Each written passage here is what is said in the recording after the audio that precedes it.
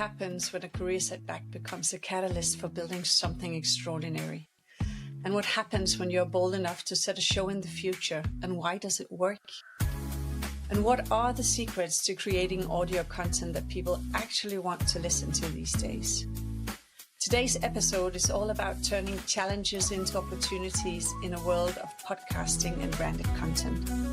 We'll explore what it takes to transform failure into success, how brands can stand out in a crowded audio landscape, and the creative risk that makes a podcast truly memorable.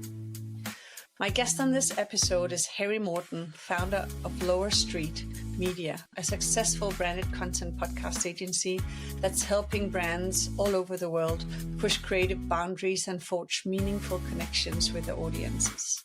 Now let's roll. Thank you. Hello. Yes, I'm Harry Morton. I'm the founder of Lower Street. We're a podcast agency for brands. We help companies develop, produce, and then grow podcasts. And before coming on the show today, I prepped you a little because I have a little something that I would love you to lean into. So I've asked you to bring a quiz question, because I love quizzes. So what have you got for me, Harry? I have a question for you. So I don't know if you can see out the side of my screen. You might not be able to on your screen right now, but it is here. Some musical instruments. I am a bit of we were talking earlier about video gaming stuff, and that's something that I was a nerd for back in the day. Today, I'm a nerd for music gear, and I collect a lot of synthesizers and keyboards and equipment that I get very excited about and then hide in my shed with the intention of playing with it. And then I remember that I have children and a company to run, and so I don't get to use them as much as I like. But I grew up playing instruments all my life, and in the corner is an instrument that I've played my entire life, and I wonder if you can guess what it is. In the corner. You don't strike me as a cello kind of guy. Interesting. It's not a cello, but cello was one of my first instruments. Yeah.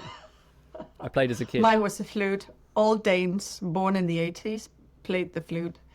No, I would say, yeah. And I think to this day, nobody knows why. That's just, a nice instrument to start with, apparently, if you're from Denmark. Yeah. And I don't think they do it today. Well, I think you strike me mostly as a guitar kind of guy that could whip out a guitar. I do have a guitar behind me.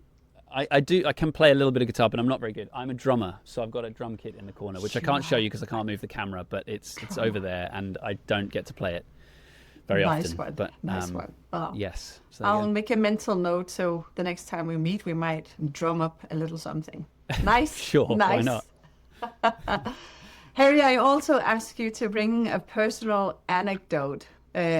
And I also told you could choose to go strictly corporate with it, or share a little from your life.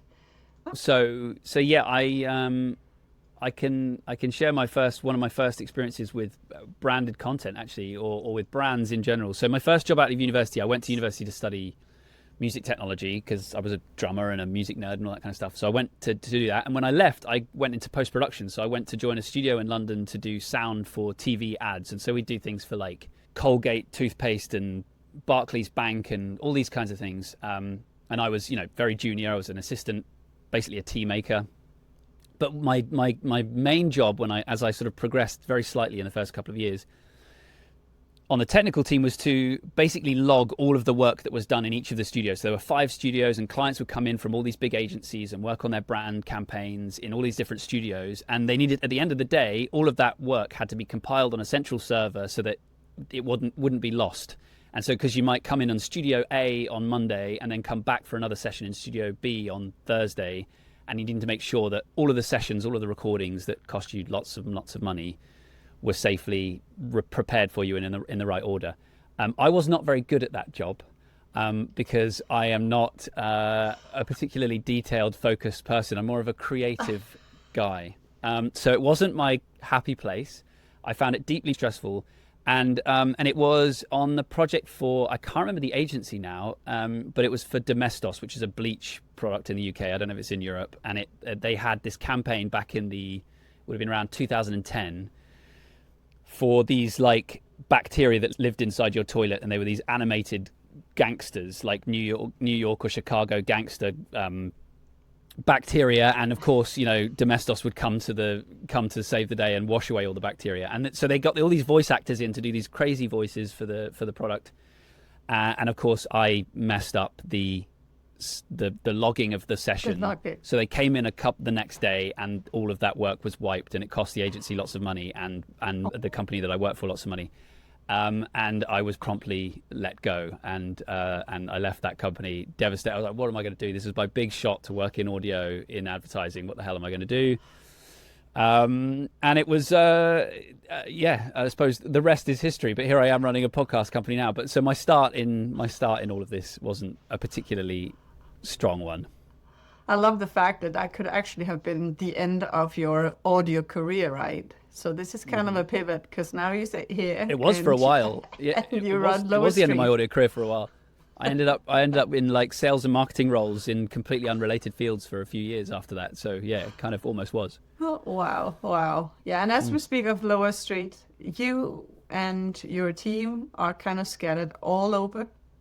Yeah, so we're Europe, based. I'm obviously here in the UK. We have someone in Germany, someone in France, and then a huge portion of the team in North America, so Canada and the US. We got lots of team out there. There's 35 of us all together, but yeah, we're spread out all over the place. So take it. We were remote from the very beginning. We were remote from when that was cool, and then COVID happened, and now it's not unique at all. But yeah.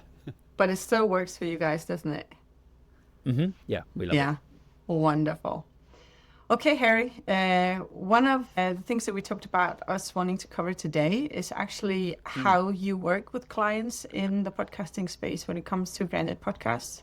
I've asked you to consider one specific campaign to talk from, or client series to talk from, so we understand a bit better. But I think before diving into that, I also asked you to consider just taking us a little bit through the more generic, or should I say, like the opportunities that exists within the audio space, and more importantly, the rise of podcasting as we've seen it over the last few years, right? Yeah, it has been. So I started Lower Street in 2016, and it felt at the time, as like someone who listened to a lot of podcasts and was steeped in that world, I was sort of really inspired by, I don't know if anyone's familiar with Gimlet Media. They had the Startup podcast. I think I heard every single episode of it.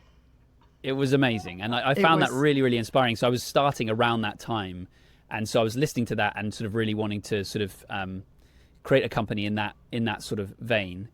And at the time, it felt like, because of that show and shows like it, like Serial and This American Life and like all these massive, Mark Maron even, like all these huge podcasts, it felt like I was already I needed to hurry up and get this company started because the wave was already cresting and I didn't want to miss it. It turns out that was just the beginning, and through COVID, it exploded. And I think we've gone through this process of podcasting as a sort of phenomenon, a cultural phenomenon, and then brands have started to cotton on to this idea that actually it's a great way to own your content, your IP, your own audience. And so I think we've moved from a stage where it was something where, the conversations I would have 6 or 7 years ago would be me trying to pitch brands on the idea of podcasting. Here's the value that it represents to your company. Here's why you should consider doing it. But now I don't really need to do that anymore. Companies come to us with a very clear intention. We know that we want a podcast, and here's why. And my job instead has turned into, or the job of the team has turned into, how do we educate brands on how to do it right? Because I think that a lot of people look around and they see, Joe Rogan or, insert broadcast here, and they just sort of, everyone, a lot of the assumption of what a podcast is sort of two people on a mic having a conversation, which is awesome. We're doing that right now, and it's great. Yeah. But I think for a lot of brands, that's sort of a bit limiting because, for example, Serial was just an absolute phenomenon. Amazing, yeah. And brands have that opportunity to own that kind of passionate audience that genuinely resonates with the content and really cares about it.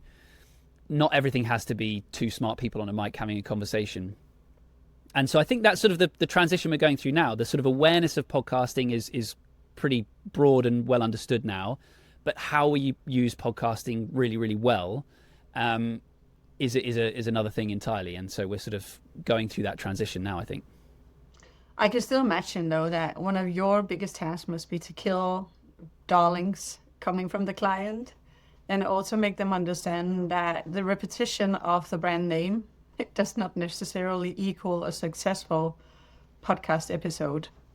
I could imagine. Yeah. So it's difficult to tell an excited prospect or new client that their baby is ugly. But not all podcast concepts are created equal, and so our job is to sort of gently massage those ideas into something that could be a little more compelling. I mean, I will say that actually, brand mentions in a podcast isn't necessarily a negative thing. Somewhat counterintuitively, we actually find that, for example, in ad campaigns, the overwhelming sentiment from podcast listeners in general is that actually there's a relative level of gratitude towards the companies that are sponsoring their favorite podcasts for making them possible, basically. So actually advertising inside of podcasting doesn't have a negative connotation really at all. So and so we shouldn't be afraid as brands to really be proud of the fact that this is a piece of branded content. That's actually not the issue. What is incredibly boring, and I think we can all agree, is that listening to a 30-minute infomercial where we're just listening to someone talk about their products and services is not interesting. What is interesting is creating serial, and so what we have to think about, if the spectrum is two guys talking about cloud computing services versus serial, where does our particular brand and our campaign, our goals fit within that spectrum, so that we can get as creative as possible, create something that's truly a gift for our audience that they want to spend time with. Because honestly, owning that audience is like, the vast majority of the value. And so if you can build an audience that is relevant to your brand, it kind of doesn't matter what the content's about. It could be about basket weaving. Who cares? The point is you have that captive audience, and they want to hang out with you every month or every week. And so we have to think about, what is the tie within that show that brings it back to being relevant to your brand and your company and the conversation you want to have ultimately with your audience. Gotcha. I'm also hearing you say that you hardly never meet or encounter clients that are critical towards the medium anymore. Is that right? Yes. Or do you encounter situations where you have to kind of, first and foremost pitch the idea of making a podcast? So we're very fortunate in the fact that we've been around for a decent amount of time, and we're known for what we do. And so people generally come to us. We don't do a lot of knocking on doors and looking for business. We tend to find people come to us saying, we want a podcast and we need to find the right agency to help us. And luckily we're one of the ones that they find. And so typically the conversation is more around, how do we help you be successful here, versus you should do podcasting. So how does, when you are about to onboard, let's say, a new client, how does that type of collaboration typically start between you and the brand in question? Yeah, so they come knocking. Yeah, they come knocking, and they will have there's a spectrum of the level of kind of work that they've already done. Some people will arrive with a really clear vision of this is the show, this is why we want to make it, and that can be either really great or the your baby is ugly kind of conversation. So we've got to sort of walk it back from there a little bit, or they can just go, we know we want a podcast, but that's all we know, so help. In both cases, though, really the work is understanding very clearly, what is the brand, but chiefly what are the goals of the brand in this particular campaign. So who is the audience that we're trying to reach, why, and what do we want them to do as a result? Do we just want them to be aware of us, to consider us, to sort of increase brand affinity, things like this, or do we want sales? Do we want sign-ups to our product? It's really important to understand what is the role of this podcast. But then the other piece that is more important, in my opinion, is, again, that question, who is the audience? We want to really, really understand who that audience is. And so the work that we do together in the earlier stages of developing a show or improving one that already exists is understanding who are we trying to reach and why, but then who are they? what shows that are they already listening? What are we competing with for their attention? What is the neighborhood of podcasts that they hang out in? And what can we learn from that? Because we want to understand their media habits as they exist already, and how we as this brand get to earn a slice of their attention each week. And so by understanding really clearly the question I always ask every new client is, if you could have just 100 people in the world listen to this, who would it be?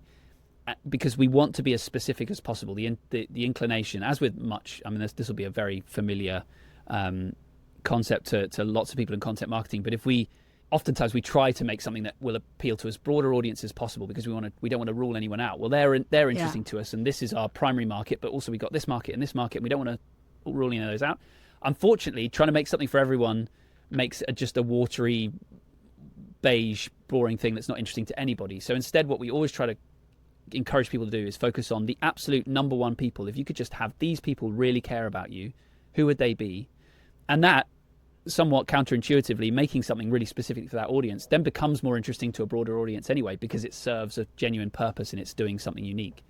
So that work of understanding that audience, seeing what they're already listening to, using that palette of the things that we're competing with to inform the content we're creating. What are the common themes among the shows that are successful that we might want to incorporate in our show? But also, where are their gaps? What are the things that only we can do, or that we want to say differently, that will help separate our show? Because I think one of the biggest challenges that marketers come to us with, and I think this is probably true across all forms of content, is how do we differentiate? How do we stand out? There's just this sea of noise created by AI and all of these brands that are out there putting out content every single day on every single channel. It's actually really hard for us to get meaningful cut through. And so that's why I'm so keen to encourage brands to be as brave as they possibly can with the shows that they're making, to go on that spectrum of two guys talking about cloud computing to serial true crime show. I always want to push them as close to that creative true crime, or whatever it is for their particular brand or audience, as possible, because that's how we're gonna stand out and actually reach an audience when there's so many podcasts that people could choose to listen to. And when you do that type of research with your client, are you typically aiming for the best of breed, or are you looking more so into like sweet spots, areas that have a potential because nobody is talking about it yet? Yeah, it's so different in every case, right? There might be, for example, there might be that we see a format that's working really, really well in a completely different industry, but a similar sort of audience profile. And we can say, okay, this is great. There's a daily news podcast. Daily news shows are a huge opportunity, I think, for lots and lots of industries. And we can say, there's one over here in, dentistry. And we are a veterinary business. Well, that seems to be working really well in dentistry. Let's create a daily news podcast for the industry.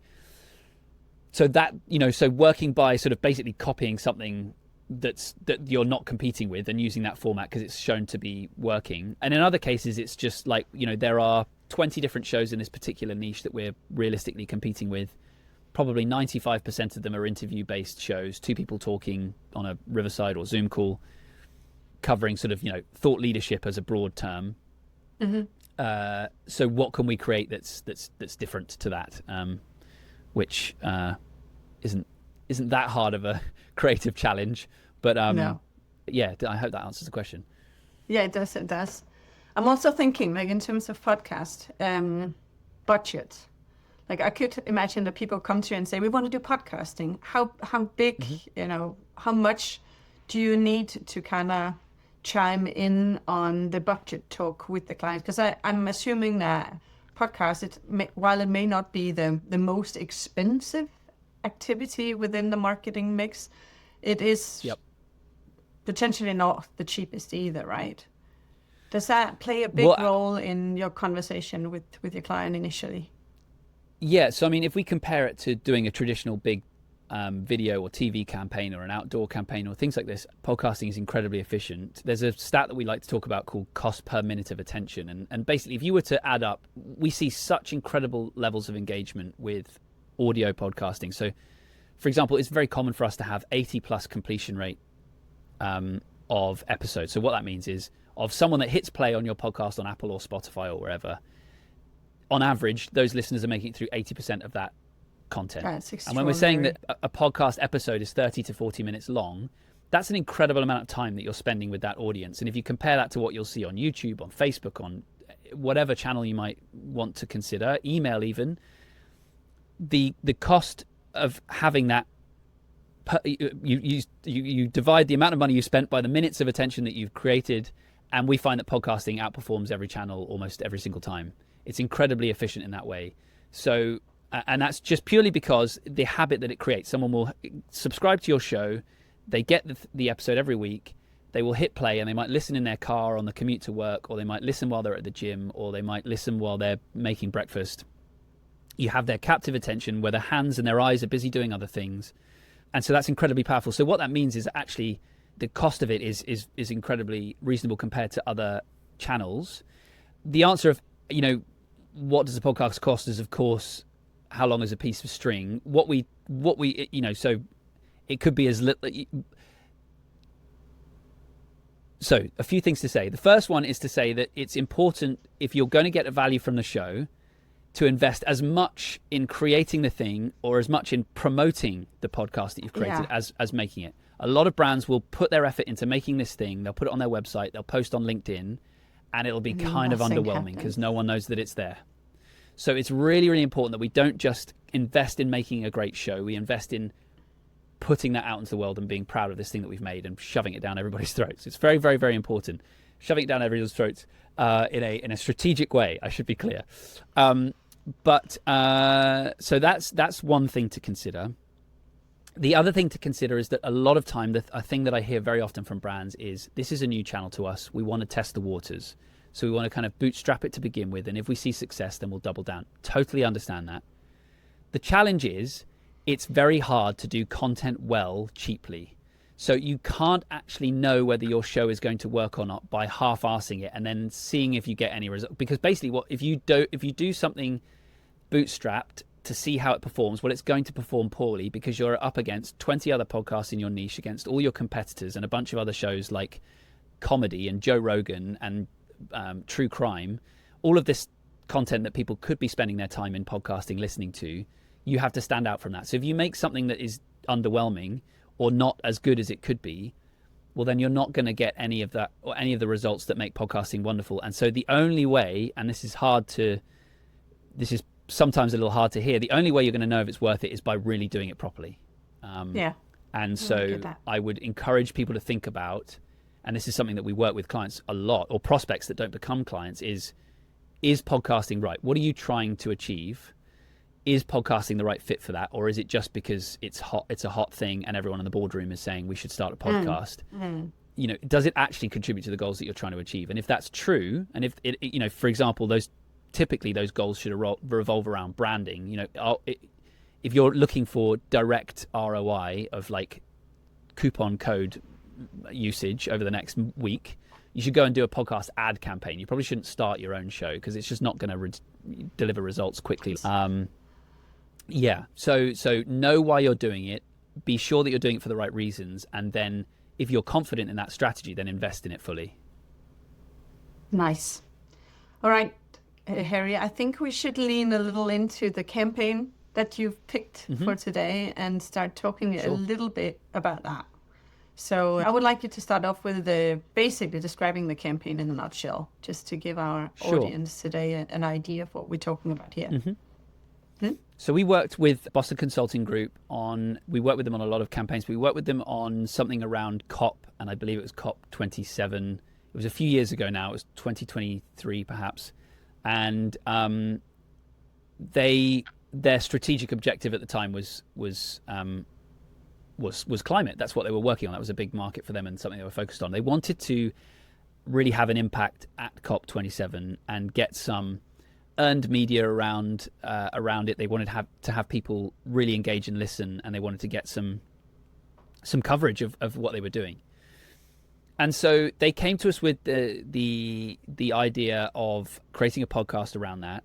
And what was really interesting and why it was so successful is they leaned into that bravery that I talked about. They made something instead of what we could have created together was, a consultant from BCG interviews experts and technicians on on all of the different climate initiatives that we've got going on and how we're going to hit our 2050 climate goals. I mean, so far so normal, right? It's just like there's lots and lots of those shows out there. It's not particularly interesting. And instead what we created together was something that was much more, was sort of semi-fictionalized. We created a sort of a show that was set in the year 2050, and we interviewed experts of the day in 2050 of how we reached those goals. So instead of us talking from 2023, how are we going to hit those 2050 goals, we spoke to people in 2050 and said, how did we get there? How did we manage to do this? So it creates a really positive spin on it. But it also meant that we could be super creative with the show that we were making, and it made it so much more immersive. So we did loads of sound design. So for example, the first episode was on the wind farm islands that they're creating off of Denmark. And so we interviewed the engineers of these 2050 wind turbines off the shore of Denmark. And they talked about their life living on this island and how they, manage these things. And it made for something that was really immersive. The audio experience was amazing because we created these environments that don't yet exist. But also it made the things that we were talking about much realer and so more tangible and more interesting. And so the result was something that people really enjoyed listening to. And therefore it got a ton of coverage. So it was covered in press and online, and people wrote about it, and that was really exciting for BCG. It meant there was a lot of buzz around what they were doing, so that when they arrived at COP, there was plenty of focus on their brand, and that was really successful for them. Nice. And the subject matter experts you used in that campaign, were they real subject matter experts? Yes, they were. So there was a mixture. So if we were talking to people in 2050, so the engineer on the wind farm, then that was not the expert. That was a voice actor, or it could be an engineer, but we were sort of asking questions around what they're doing today. But we would also speak to people who are dealing with policy and all of those things today, and sort of they were kind of interviews from the past kind of thing, and it would inform some of the chat that was happening. So we were still able to get sort of really valid backed information, right? Like it was real experts talking about real stuff. It wasn't all kind of made up. But it was just the premise of that, the way we positioned it, made it just more unique and interesting. Yeah. And the idea was that, or the pitch, was that yours? Or was it one that the client kind of came half-baked to you with? Exactly. It was kind of a half... that luckily, they came to us with a much more creative vision for what they wanted to do. And it was... So then our job became, how do we mold that into something that's really compelling and well put together? So that was a lucky campaign, to be honest. That was a really good one to be a part of, because as I say, if they'd wanted to just interview experts, it would have been a really hard conversation of like, no one's going to talk about that at COP because that's going to be really boring. So yeah. Did you guys do anything to help BCG amplify the content once you produced it? Because I imagine one thing is to kind of put it out there, but exactly. Yeah. So we ran PR campaigns to get it covered in traditional press and all that sort of stuff, and the pickup was really good, like I say, because it was unique. There was something worth writing about. If you say Boston Consulting Group has a new podcast, then every journalist in the world is shrugging, going, so what, who cares, that's boring. But if you can say there's this new podcast that's set in the year 2050 and it's really a positive look on how we're going to achieve what we need to achieve, then journalists were much more inclined to write about it. But I bet like BCG is also the type of organization that has the full body in-house in terms of setting up a proper PR strategy and making sure that the marketing activities and all the content assets are activated in various ways, right? So in that sense, you might say that they are a typical client in some ways from a big corp point of view, but for smaller clients, that would have been a much bigger job, I would assume. Yeah, well, do you know, so yeah, they did do some, obviously a ton of activation internally with their own PR and marketing teams, but actually having podcast, like the right contacts of like journalists that are going to cover podcasts, and it wasn't just traditional media. We were promoting inside of Apple and Spotify. We were, look, how do we get this show featured in all the places? All of the podcast industry awards that we submitted to, that was a big part of the campaign as well. And so actually a lot of this stuff, even for the big teams with big PR setups, they don't have that sort of podcast specific connections and knowledge. And so we find actually even with the biggest companies, we're doing a lot of that growth work with them because it is just specific and challenging in its own way. So there is such a thing as like podcast specific PR and Yes. Yeah, for sure. contacts to know out there. Oh, that's nice. I didn't know that. So that was the first for me. If we are to talk a little bit about the outcomes and client impact from this campaign, is that something you can put a few words to too, Harry? Yeah, well, I have to be careful in terms of what I can share. But what I will say is that the metrics that we care about the most are things like, particularly for BCG in this campaign, they cared about impact on the brand, right? Is the brand lift, the earned media, all that sort of stuff. So we tracked where they were covered and how much, press attention they got. We covered where they were featured, how the show ranked in the Apple Podcast charts is always an interesting one to look at. But the chief thing that we always look at is that the stat that I mentioned earlier on, which is the average consumption rate. So how much of the episode are people actually engaging with? Does it resonate? Do people care? Like, it's all well and good if they hit play because it's a snazzy headline, but if they don't listen to the episode, then it doesn't matter. It won't have any of those impacts on the brand. And so that was one that we tracked, and I'm probably not at liberty to share what it was, but it performed very well. It was, people engaged with the show and they listened to a lot of it, so that was deemed a success. So it ended up meeting their expectations, or did it in fact exceed? Do you remember? I think you'd have to ask them. They were very happy, is all I can say.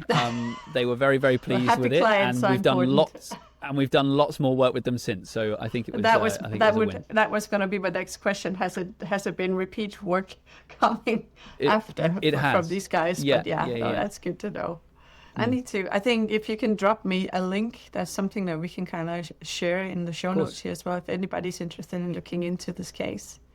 Is there any, like on a final note in terms of this campaign, any lessons or industry reflections that you see you can kind of take from this particular campaign? Yeah, I honestly, just to repeat myself, is just to say that I think it shows the reward in being braver. I think as marketers, our job becomes almost, to a certain extent, damage limitation, right? We don't want to mess up and put out a campaign that makes us look stupid. And so podcasting is a very, the cliche terms that get thrown around inside of podcasting are authenticity and intimacy. It's a very intimate medium. You listen with your headphones. It's one-on-one kind of experience, and authenticity. We've got to be real. We've got to be vulnerable when we're talking on these shows. And that makes big corporates nervous because they don't want, Mrs. VP of whatever over here saying something stupid that gets them in trouble. So that means a lot of brands are inherently risk averse, and they lean into the safe format, which is, okay, we're going to have an interview, we're going to plan the questions, we know what's going to be asked, so no one's going to say anything they shouldn't say, and all this sort of stuff. What this campaign shows is that by being a little bit braver and walking outside of our comfort zone a bit and saying, okay, we're going to make something weird. We're going to set something in the year 2050. It's going to be some weird futuristic podcast about climate change made by a global consultancy.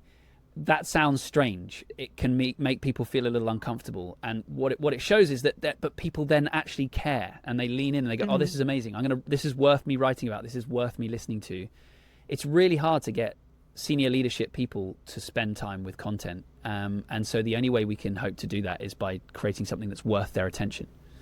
And so I think this is a good example of that. Amazing.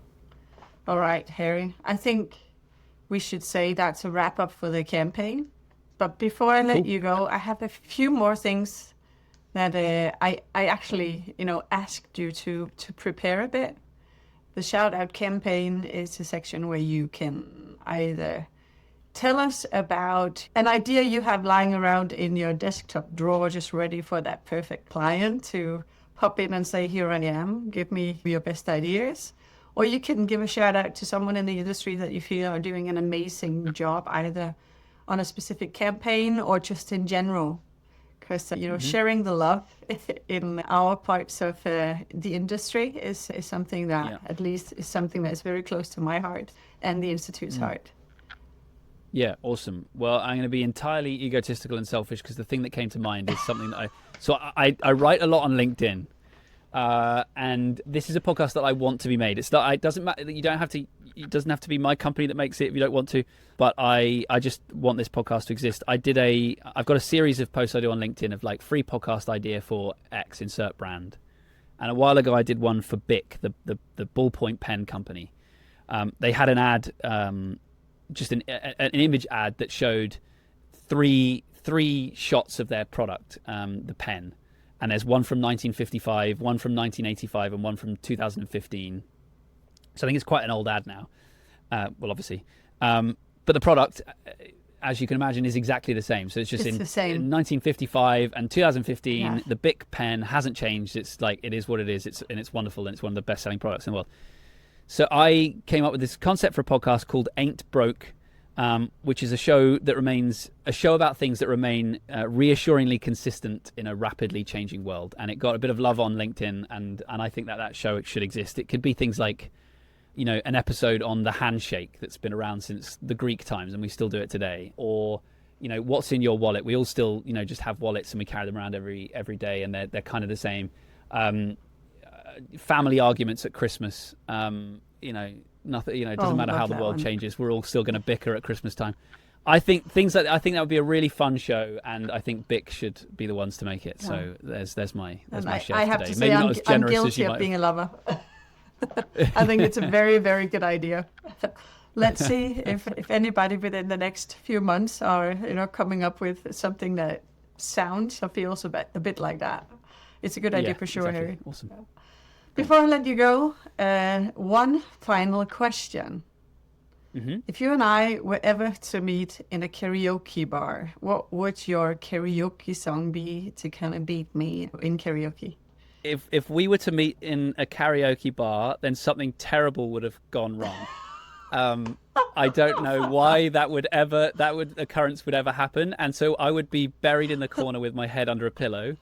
I'm not. I would force you to sing something, though. You would force me to sing something. I would say you could growl. Shit, I don't know. Yeah. Well, basically, because I growl. I'm not a growler. I would probably overcompensate for the fact that I find it just deeply unpleasant, and I would probably do something like Britney Spears or something and just like look like an idiot and do it really loudly. But I would feel excessive. I'm crossing my arms as I speak. Even the thought of it makes me feel queasy. So Britney Spears Toxic, that would be suitable in this case. Yeah, that works for me. Yeah, I mean, it doesn't work for me. It sounds awful, but let's go with that. All right, Harry. Well, I think that's it for me. Thank you so much for wanting to participate today, and I'm pretty sure we'll see each other out there very soon. Thanks. I hope so. Thanks, Tina. That's it for today's episode.